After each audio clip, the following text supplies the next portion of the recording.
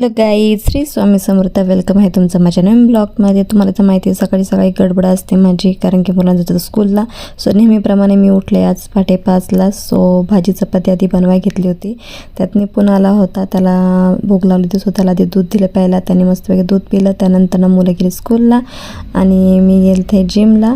आणि आज होता माझा लेग डे. सो मस्तपैकी साईड स्क्वॉट केले आणि त्यानंतर मस्तपैकी RDL केलं आणि बाकी वर्कआउट करून मी गेले पेट्रोल भरायला. आणि गरमीतनी एवढी अवस्था खराब केली की सांगू शकत आहे. सो मस्तपैकी कॉफी वगैरे घेतली आणि त्याने गेले भाजीला. भाजी घेऊन घरी आले. भाजी काढत होते मी, तर रोनक म्हणलं मम्मी तू तुझं बाकी कामावर मी तुला मदत करतो. सो रोनकने बघू शकता किती छान मला भाजी साफ करून दिली होती.